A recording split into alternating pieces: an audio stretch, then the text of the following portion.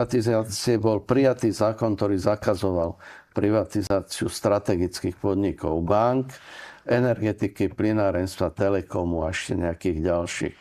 My sme na to ale veľmi narážali. Ja vám poviem, môj osobný príklad, bol som v 96.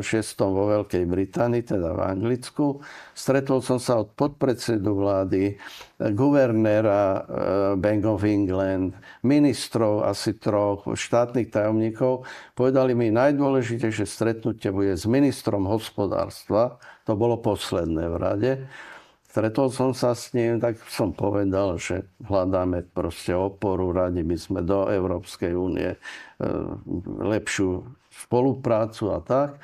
No, on vypočul a potom hovorí, a teraz ja vám poviem, čo my chceme. A my chceme, aby ste predali Všeobecnú úverovú banku a aby ste predali telekomunikácie. Nemusíte celé, stačí 51%. Aj povedal, pre koho? Pre skupinu Rothschilda. No ja som hovoril, pán minister, my máme zákon, ktorý to blokuje. On hovorí, no ale máte väčšinu v parlamente. Máte zákon. Áno, viete zmeniť zákon, je to na vás. Ak to urobíte, budeme vás podporovať. Ak to neurobíte, pôjdeme proti vám. Vybavené, podali sme si ruky. Ja som informoval na vláde, Mečiar skoro vyletel do povale.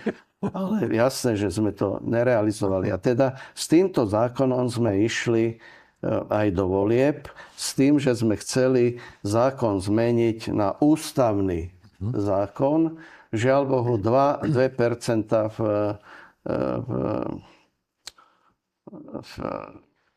spolu s voľbami bolo referendum, slovo referendum. Áno. 2% chýbali, aby sa to referendum bolo úspešné v tom 98. A Dzurinda vtedy pred voľbami hovoril, ja som zárukou, že sa tieto podniky privatizovať nebudú.